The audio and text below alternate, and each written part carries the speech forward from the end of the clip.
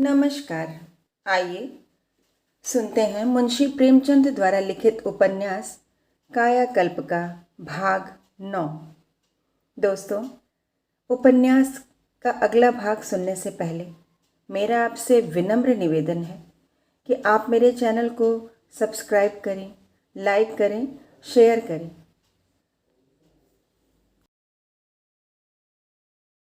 यह कहकर वसुमती ने आकर उनका हाथ पकड़ लिया, घसीटती हुई अपने कमरे में ले गई और चारपाई पर बैठती हुई बोली, औरतों को सिर चढ़ाने का यही फल है। उसे तो तब चैन आए जब घर में अकेली वही रहे। जब देखो तब अपने भाग्य को रोया करती है। किस्मत फूट गई, माँ बाप ने कुएं में झोंक दिया, जिंदगी खराब हो गई। यह सब मुझसे नहीं सुना जाता। यही मेरा अपराध है। तुम उसके मन के नहीं हो, सारी जलन इसी बात की है। पूछा, तुझे कोई ज़बरदस्ती निकाल लाया था या तेरे माँ बाप को आंखें फूट गई थी? हाँ, तो यह मंसूबे थे कि बेटी मुहजोर है, जाते ही जाते राजा को अपने मुट्ठी में कर लेगी। क्या मालूम था कि यहाँ उसका सिर कुचलने कोई और बैठा हुआ है। यही बातें खोलकर कह देती हूँ तो तिलमिला उठती है और तुम दौड़ते हो मनाने। बस उसका मिजाज और आसमान पर चढ़ जाता है। 2 दिन 10 दिन रूठी पड़ी रहने दो, फिर देखो भीगी बिल्ली हो जाती है या नहीं। यह निरंतर का नियम है कि लोहे को लोहा ही काटता है। कुमानुष के साथ कुमानुष बनने से ही काम चलता है। गोस्वामी तुलसीदास ने नारियों के विषय में जो कहा है बिल्कुल सच है। विशाल सिंह, यहाँ वह खटवास लेकर पड़ी है, अब पकवान कौन बनाए? वसुमती, तो क्या जहाँ मुर्गा ना हो वहाँ सवेरा ही ना होगा? आखिर जब वह नहीं थी तब भी तो जन्माष्टमी मनाई जाती थी। ऐसा कौन सा बड़ा काम है मैं बनाई देती हूँ? भगवान थोड़े ही बांटे हुए हैं या मुझे जन्माष्टमी से कोई बैर है? विशाल सिंह ने पुलकित होकर कहा, बस तुम्हारी इन्हीं बातों पर मेरी जान जाती है। कुलवंती स्त्रियों का यही धर्म है। आज तुम्हारी धानी साड़ी गजब ढा रही है। कवियों ने सच कहा है, यौवन प्रौढ़ होकर और भी अजेय हो जाता है। चंद्रमा का पूरा प्रकाश भी तो पूर्णिमा ही का होता है। वसुमती, खुशामद करना कोई तुमसे सीखे। विशाल सिंह, जो चीज़ कम हो वह और मंगवा लेना। विजय के गर्व से फूली हुई वसुमती आधी रात तक बैठी भांति भांति के पकवान बनाती रही। द्वेष ने बरसों की सोई हुई कृष्ण भक्ति को जागृत कर दिया। वह इन कामों में निपुण थी। श्रम से उसे कुछ रुचि सी थी। निठल्ले न बैठा जाता था। रोहिणी जिस काम को दिन भर मर कर करती, उसे वह 2 घंटे में हंसते हंसते पूर्ण कर देती थी। रामप्रिया ने उसे बहुत व्यस्त देखा तो यह भी आ गई और दोनों मिलकर काम करने लगी। विशाल सिंह बाहर आए और कुछ देर तक गाना सुनते रहे, पर वहीं जी न लगा। फिर भीतर चले आए और रसोई घर के द्वार पर मोढ़ा डालकर बैठ गए। भय था कि कहीं रोहिणी कुछ कह न बैठे और दोनों फिर लड़ मरे। वसुमती ने कहा, बाहर क्या हो रहा है? विशाल सिंह, गाना शुरू हो गया है। तुम इतनी महीन पूरियां कैसे बनाती हो? फट नहीं जाती? वसुमती, चाहूँ तो इससे भी महीन बेल दूँ, कागज़ मात हो जाए। विशाल सिंह, मगर खिलेगी न? वसुमती, खिलाकर दिखा दूँ? डब्बे सी न फूल जाए तो कहना। अभी महारानी नहीं उठी क्या? इसमें छिपकर बातें सुनने की बुरी लत है। न जाने क्या चाहती है। बहुत औरतें देखीं, लेकिन इसके ढंग सबसे निराले हैं। मोहब्बत तो इसे छू नहीं गई। अभी तुम 3 दिन बाहर कराहते रहे, पर कसम ले लो जो उसका मन जरा भी मैला हुआ हो। हम लोगों के प्राण तो नखों में समा गए थे। रात दिन देवी देवता मनाया करती थी। वहाँ पान चबाने, आईना देखने और मांग चोटी करने के सिवा दूसरा कोई काम ही न था। ऐसी औरतों पर भी कभी विश्वास न करें। विशाल सिंह, सब देखता हूँ और समझता हूँ, निरा गधा नहीं हूँ। वसुमती, यहाँ तो रोना है कि तुम देखकर भी नहीं देखते, समझ कर भी नहीं समझते। जहाँ उसने मुस्कुराकर आंखें मटकाकर बातें की, मस्त हो गए। लल्लो चप्पो किया करते हो। थर थर कांपते रहते हो कि कहीं रानी नाराज न हो जाए। आदमी में सब ऐब हों, किंतु मेहर 10 न हो। ऐसी कोई बड़ी सुंदर भी तो नहीं है। रामप्रिया, एक समय सखी सुअर सुंदर, जवानी में कौन नहीं सुंदर होता। वसुमती, उसके माथे से तो तुम्हारे तलवे अच्छे, 7 जन्म ले तो भी तुम्हारे गर्द को न पहुंचे। विशाल सिंह, मैं मेहर बस हूं। वसुमती, और क्या हो। विशाल सिंह, मैं उसे ऐसी ऐसी बातें कहता हूं कि वह भी याद करती होगी, घंटों रुलाता हूं। वसुमती, क्या जाने, यहां तो जब देखती हूं मुस्कुराते दिखती हो, कभी आंखों में आंसू न देखा। रामप्रिया, कड़ी बात भी हंसकर कही जाए तो मीठी हो जाती है। विशाल सिंह, हंसकर नहीं कहता, बहुत डांटता हूं, फटकारता हूं, लौंडा नहीं हूं कि सूरत पर लट्टू हो जाऊं। वसुमती, डांटते होगे मगर प्रेम के साथ, ढलती उम्र में सभी मर्द तुम्हारे ही जैसे हो जाते हैं, कोई नई बात नहीं है। मैं तुमसे लाख रूठी रहूं, लेकिन तुम्हारा मुंह जरा भी गिरा देखा और जान निकल गई, सारा क्रोध हवा हो जाता है। वहां जब तक जाकर पैर न सहलाओ, तोलुए से आंख न मलो, देवी जी सीधी नहीं होती। कभी कभी तुम्हारी लंपटता पर मुझे हंसी आती है।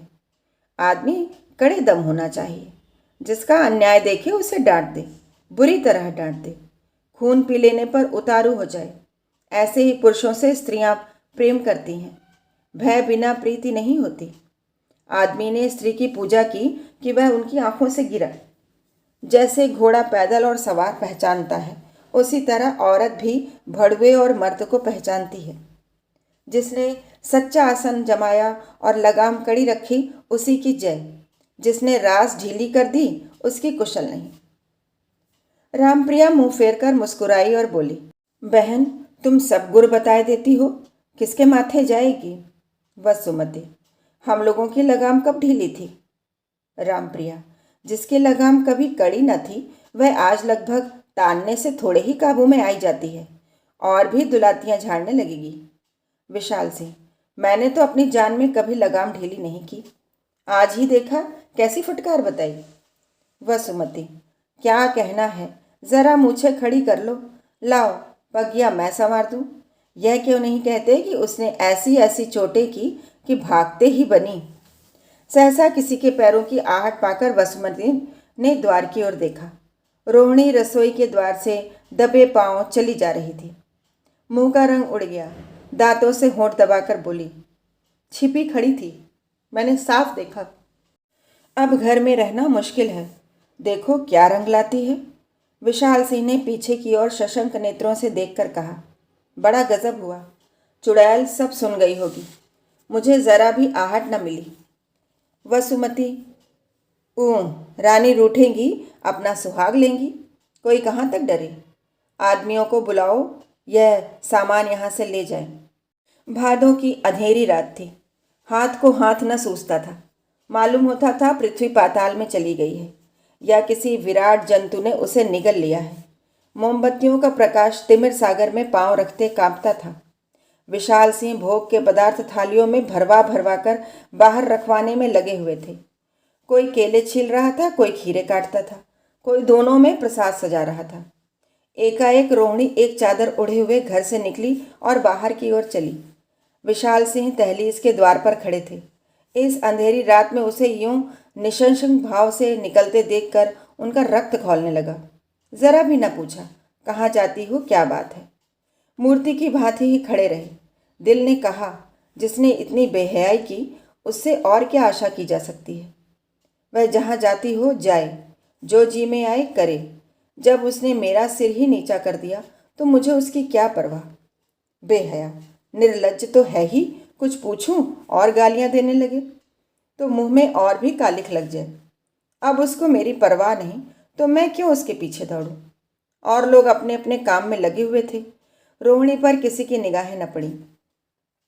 इतने में चक्रधर उनसे कुछ पूछने आए तो देखा कि महरी उनके सामने खड़ी है और क्रोध से आंखें लाल किए कह रहे हैं, अगर वह मेरी लौंडी नहीं है तो मैं भी उसका गुलाम नहीं हूँ। अगर वह स्त्री होकर इतना आपे से बाहर हो सकती है तो मैं पुरुष होकर उसके पैरों पर सिर न रखूँगा। इच्छा हो जाए, मैंने तिलांजलि दे दी, अब इस घर में कदम न रखने दूंगा। आपने भी तो उसे देखा होगा। चक्रधर, किसे, मैं तो केले छील रहा था। कौन गया है? विशाल सिंह। मेरी छोटी पत्नी जी रूठ कर बाहर चली गई हैं। आपसे घर का वास्ता है, आज औरतों में किसी बात पर तकरार हो गई। अब तक तो मुंह फुलाए पड़ी रहीं, अब यह सनक सवार हुई। मेरा धर्म नहीं है कि मैं उसे मनाने जाऊं। आप धक्के खाएगी, उसके सिर पर कुबुद्धि सवार है। चक्रधर। किधर गई हैं महरी? महरी। क्या जानूं बाबूजी, मैं तो बर्तन मांज रही थी, सामने ही गई होगी। चक्रधर ने लपक कर लालटेन उठा ली और बाहर निकलकर दाएं बाएं निगाहें दौड़ाते तेजी से कदम बढ़ाते हुए चले। कोई 200 कदम गए होंगे कि रोहिणी एक वृक्ष के नीचे खड़ी दिखलाई दी। ऐसा मालूम होता था कि वह छिपने के लिए कोई जगह तलाश कर रही है। चक्रधर उसे देखते ही लपक कर समीप जा पहुंचे और कुछ कहना ही चाहते थे कि रोहिणी खुद बोली, क्या मुझे पकड़ने आए हो? अपना भला चाहते हो तो लौट जाओ, नहीं तो अच्छा न होगा। मैं उन पापियों का मुंह न देखूंगी। चक्रधर। आप इस अंधेरे में कहाँ जाएंगी? हाथ को हाथ सूझता नहीं। रोहिणी। अंधेरे में डर उसे लगता है जिसका कोई अवलंब हो, जिसका संसार में कोई नहीं, उसे किसका भय? गला काटने वाले अपने होते हैं, पराए गला नहीं काटते। जाकर कह देना, अब आराम से टांगे फैलाकर सोएं, अब तो कांटा निकल गया। चक्रधर। आप कुंवर साहब के साथ बड़ा अन्याय कर रही हैं। बेचारे लज्जा और शोक से खड़े हो रहे हैं। रोहिणी। क्यों बातें बनाते हो? वह रोएंगे और मेरे लिए? मैं जिस दिन मर जाऊंगी उस दिन भी घी के चिराग जलेंगे। संसार में ऐसे अभागे प्राणी भी होते हैं। अपने माँ बाप को क्या कहूँ, ईश्वर उन्हें नरक में भी चैन न दे। सोचे थे बेटी रानी हो जाएगी तो हम राज करेंगे। वहाँ जिस दिन डोली से उतरी उसी दिन से सिर पर विपत्ति सवार हुई। पुरुष रोगी हो, बूढ़ा हो, दरिद्र हो, पर नीच न हो। ऐसा नीच और निर्दयी आदमी संसार में न होगा। नीचों के साथ नीच बनना ही पड़ता है। चक्रधर। आपके यहाँ खड़े होने से कुंवर साहब का कितना अपमान हो रहा है, इसकी आपको ज़रा भी फिक्र नहीं। रोहिणी। तुम्ही ने तो मुझे रोक रखा है। चक्रधर। आखिर आप कहाँ जा रही हैं? रोहिणी। तुम पूछने वाले कौन होते हो? जहाँ मेरा जी चाहेगा जाऊंगी। उनके पाँव में मेहंदी रची हुई थी, उन्होंने मुझे घर से निकलते भी देखा था। क्या इसका मतलब यह नहीं है कि अच्छा हुआ सिर से बला टली? दुत्कार सहकर जीने से मर जाना अच्छा है। चक्रधर। आपको मेरे साथ चलना होगा। रोहिणी। तुम्हें यह कहने का क्या अधिकार है? चक्रधर।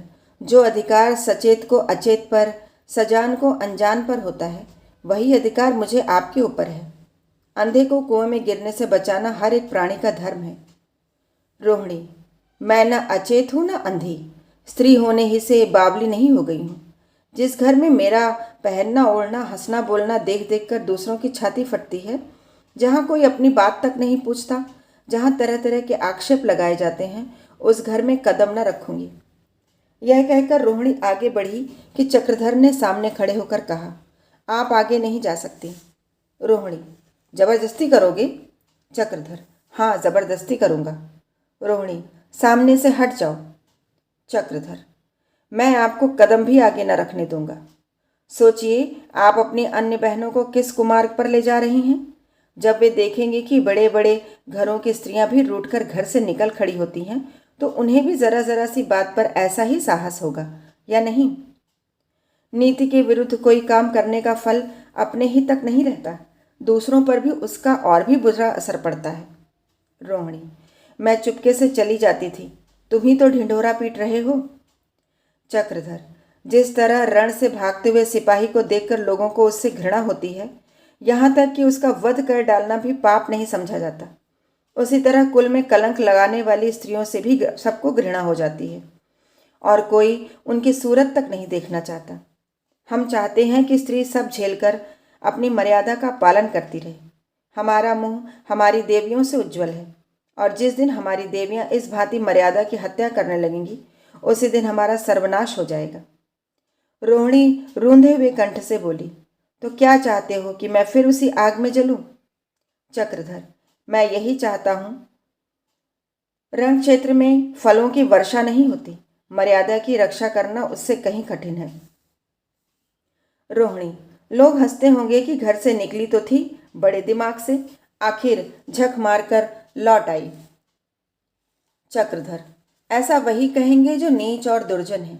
समझदार लोग तो आपकी सराहना ही करेंगे। रोहिणी ने कई मिनट तक आगा पीछा करने के बाद कहा, अच्छा चलिए, आप भी क्या कहेंगे? कोई बुरा कहे या भला? हाँ, कुंवर साहब को इतना ज़रूर समझा दीजिएगा कि जिन महारानी को आज वह घर की लक्ष्मी समझे हुए हैं, वह एक दिन उनको बड़ा धोखा देगी। मैं कितने ही आपे से बाहर हो जाऊं, पर अपने ही प्राण दूंगी। वह बिगड़ेंगी तो प्राण लेकर छोड़ेंगी। आप किसी मौके से ज़रूर समझा दीजिएगा। यह कहकर रोहिणी घर की ओर लौट पड़ी, लेकिन चक्रधर का उसके ऊपर कहाँ तक असर पड़ा और कहाँ तक स्वयं अपनी सहज बुद्धि का, इसका अनुमान कौन कर सकता है।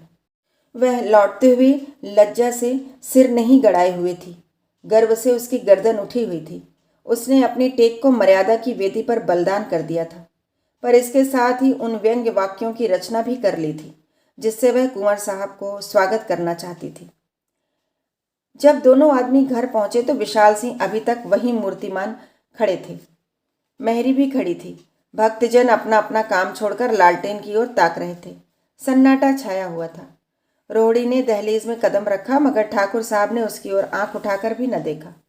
जब वह अंदर चली गई तो उन्होंने चक्रधर का हाथ पकड़ लिया और बोले, मैं तो समझता था किसी तरह ना आएगी, मगर आप खींच ही लाए। क्या बहुत बिगड़ती थी?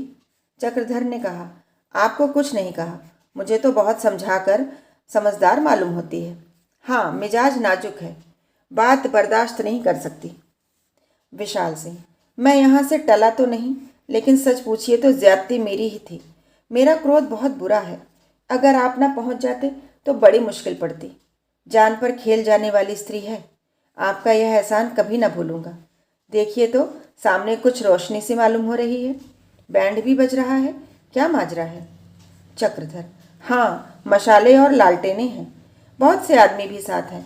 आदमी कतार बांधे मशालों और लालटेनों के साथ चले आ रहे थे।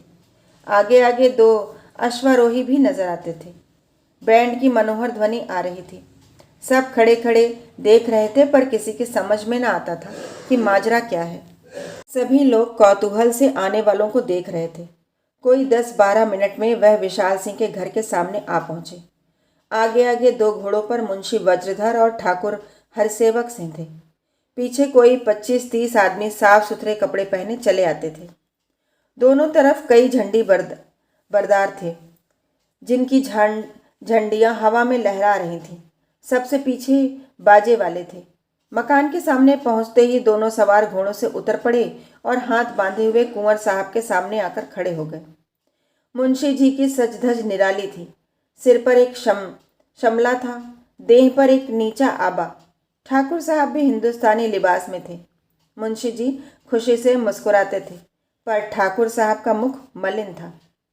ठाकुर साहब बोले, दीन बंधु, हम सब आपके सेवक आपकी सेवा में यह शुभ सूचना देने के लिए हाजिर हुए हैं कि महारानी ने राज्य से विरक्त होकर तीर्थ यात्रा को प्रस्थान किया है और अब हमें श्रीमान की छत्रछाया के नीचे आश्रय लेने का वह स्वर्ण अवसर प्राप्त हुआ है, जिसके लिए हम सदैव ईश्वर से प्रार्थना करते रहते थे। यह हमारा परम सौभाग्य है कि आज से श्रीमान हमारे भाग्य विधाता हुए। यह पत्र है जो महारानी ने श्रीमान के नाम लिख रखा था। यह कहकर ठाकुर साहब ने रानी का पत्र विशाल सिंह के हाथ में रख दिया। कुंवर साहब ने एक ही निगाह में उसे आद्योपांत पढ़ लिया और उनके मुख पर मंद हास्य की आभा झलकने लगी। पत्र जेब में रखते हुए बोले, यद्यपि महारानी की तीर्थयात्रा का समाचार जानकर मुझे अत्यंत खेद हो रहा है, लेकिन इस बात का सच्चा आनंद भी है कि उन्होंने निवृत्ति मार्ग पर पग रखा, क्योंकि ज्ञान ही से मुक्ति प्राप्त होती है। मेरी ईश्वर से यही विनय है कि उसने मेरी गर्दन पे जो कर्तव्य भार रखा है उसे संभालने की मुझे शक्ति प्रदान करे। आप लोगों को मैं विश्वास दिलाता हूँ कि मैं यथासाध्य अपना कर्तव्य पालन करने में ऊंचे आदर्शों को सामने रखूँगा, लेकिन सफलता बहुत कुछ आप ही लोगों की सहानुभूति और सहकारिता पर निर्भर है और मुझे आशा है कि आप मेरी सहायता करने में किसी प्रकार कोताही न करेंगे। मैं इस समय यह भी जता देने अपना कर्तव्य समझता हूँ कि मैं अत्याचार का घोर शत्रु हूँ और ऐसे महापुरुषों को जो प्रजा पर अत्याचार करने के अभ्यस्त हो रहे हैं मुझसे ज़रा भी नरमी की आशा न रखनी चाहिए। इस कथन में शिष्टता की मात्रा अधिक और नीति की बहुत कम थी। फिर भी सभी राज्य कर्मचारियों को यह बातें अप्रिय जान पड़ी। सबके कान खड़े हो गए और हरिसेवक को तो ऐसा मालूम हुआ कि यह निशाना मुझी पर है। उनके प्राण सूख गए। सभी आपस में कानाफूसी करने लगे। कुंवर साहब ने लोगों को ले जाकर फर्श पर बैठाया और खुद मसनद लगाकर बैठे। नजराने की निरर्थक रस्म अदा होने लगी। बैंड ने बधाई देना शुरू की। चक्रधर ने पान और इलायची से सबका सत्कार किया। कुंवर साहब का जी बार बार चाहता था कि घर में जाकर यह सुख संवाद सुनाऊं, पर मौका न देखकर जब्त किए हुए थे। मुंशी वज्रधर अब तक खामोश बैठे थे। ठाकुर हरसेवक को यह खुशखबरी सुनाने का मौका देकर उन्होंने अपने ऊपर कुछ कम अत्याचार न किया था। अब उनसे चुप न रहा गया। बोले, हुजूर, आज सबसे पहले मुझी को यह हाल मालूम हुआ। हरसेवक ने इसका खंडन किया। मैं भी तो आपके साथ ही पहुंच गया था। वज्रधर, आप मुझसे ज़रा देर से पहुंचे। मेरी आदत है कि बहुत सवेरे उठता हूँ। देर तक सोता तो एक दिन भी तहसीलदारी न निभती। बड़ी हुकूमत की जगह है हुजूर। वेतन तो कुछ ऐसा ज़्यादा न था, पर हुजूर अपने इलाके का बादशाह था। खैर, डेवढ़ी पर पहुंचा तो सन्नाटा छाया हुआ था। न दरबान का पता, न सिपाही का। घबराया कि माजरा क्या है। बेधड़क अंदर चला गया। मुझे देखते ही गुजराती रोती हुई दौड़ी और तुरंत रानी साहब का खत लाकर मेरे हाथ में रख दिया। रानी जी ने उससे शायद यह खत मेरे ही हाथ में देने को कहा था। हरसेवक, यह तो कोई बात नहीं। मैं पहले पहुंचता तो मुझे खत मिलता। आप पहले पहुंचे, आपको मिल गया। वज्रधर, आप नाराज क्यों होते हैं? मैंने तो केवल अपना विचार प्रकट किया है। वह खत पढ़कर मेरी जो दशा हुई बयान नहीं कर सकता। कभी रोता था, कभी हंसता था। यही जी चाहता था कि उड़कर हुजूर को खबर दूं। ठीक उसी समय ठाकुर साहब पहुंचे। है ना यही बात, दीवान साहब? हरिसेवक, मुझे बाहर खबर मिल गई थी। आदमियों को चौकसी रखने की ताकीद कर रहा था। वज्रधर, आपने बाहर से जो कुछ किया हो मुझे उसकी खबर नहीं। अंदर आप उसी वक्त पहुंचे जब मैं खत लिए खड़ा था। मैंने आपको देखते ही कहा, सब कमरों में ताला लगवा दीजिए और दफ्तर में किसी को आने न दिया जाए। हरिसेवक, इतनी मोटी सी बात के लिए मुझे आपकी सलाह की आवश्यकता न थी। वज्रधर, यह मेरा मतलब नहीं। अगर मैंने तहसीलदारी की है तो आपने भी दीवानी की है। सरकारी नौकरी न सही, फिर भी काम एक ही है। जब तो सलाह होने लगी कि इस हुजूर को कैसे खबर दी जाए। कोई कहता था आदमी दौड़ाया जाए, कोई मोटर से खबर भेजना चाहता था। मैंने यह मुनासिब न समझा। इतनी उम्र तक भाड़ नहीं झोंकी है। जगदीशपुर खबर भेजकर सब कर्मचारियों को बुलाने की राय दी। दीवान साहब को भी मेरी राय पसंद आई। इसी कारण इतनी देर हुई। हुजूर, सारे दिन दौड़ते दौड़ते पैरों में छाले पड़ गए। आज दोहरी खुशी का दिन है। गुस्ताखी माफ़। मिठाइयाँ खिलाइए और महफिल से जमाइए। 1 हफ्ते तक गाना होना चाहिए हुजूर। यह देना दिलाना खाना खिलाना याद रहता है।